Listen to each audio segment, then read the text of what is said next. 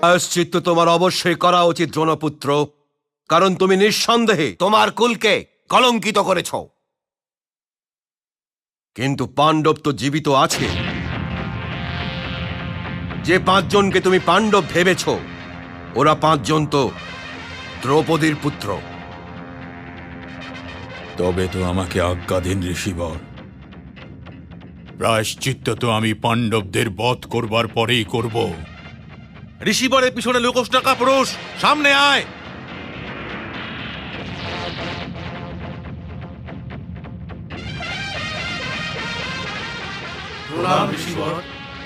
দীর্ঘজীবী হও।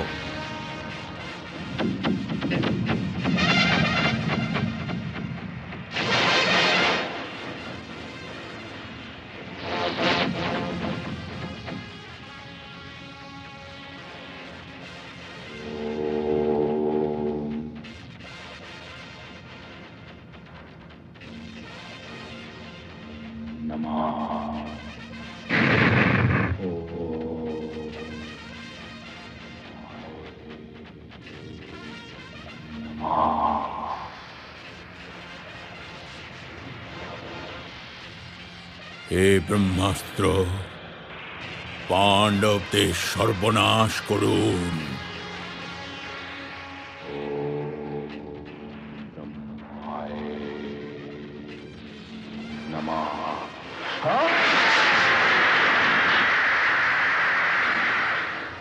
ব্রহ্মাস্ত্র।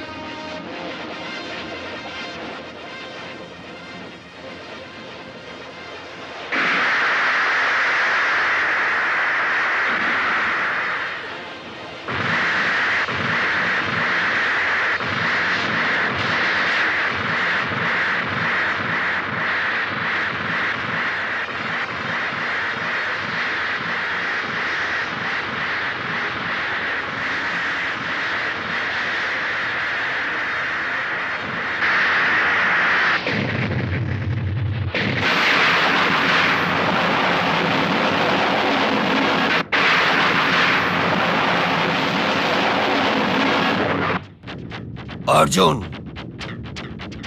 অশ্বত্থামা, এটা সেই অস্ত্র যেটা ভূমণ্ডলকে নষ্ট করে দেবে। ফিরিয়ে নাও এই অস্ত্রকে। দ্রোণাচার্য কি তোমাকে এই কথা বলেননি যে এই মহাশক্তি যুদ্ধে ব্যবহৃত হয় না? হে বাসুদেব, তুমি অর্জুনকে আটকালে না কেন? অশ্বত্থামা নিজের ব্রহ্মাস্ত্র চালিয়ে দিয়েছিলেন ঋষিবর। তাকে আটকাতে অর্জুন নিজের ব্রহ্মাস্ত্র চালানোর জন্য অসহায় ছিল। অর্জুন, অশ্বত্থামা, ফিরিয়ে নাও এই অস্ত্রকে। যথা আজ্ঞা ঋষিবর।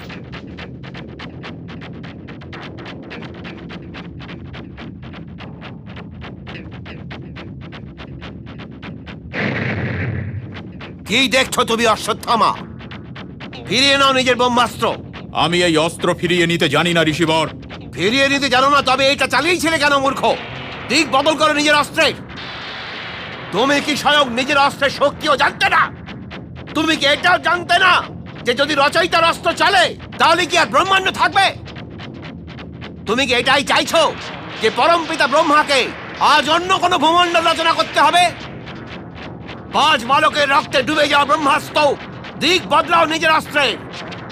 আরে মূর্খ, যদি পাণ্ডবী না থাকে তবে কি তুমি নির্মাণ করবে এই সমাজে যার মধ্যে মানুষের আত্মসম্মান সুরক্ষিত থাকবে? তোমার এই রক্তরাঙা চোখ কি মানব জাতিকে কোনো উজ্জ্বল ভবিষ্যতের স্বপ্ন দেখাতে পারবে? না। এই জন্য দিক বদলাও নিজের অস্ত্রের, অশ্বত্থামা। দিক তো অবশ্যই বদলে দেব ঋষিবর, কিন্তু এটা যাবে তবুও পাণ্ডবদের দিকেই। যদি ওদের নাশ করতে না পারি তবে ওদের বীজকে অবশ্যই নষ্ট করে দেব। মহাভারত।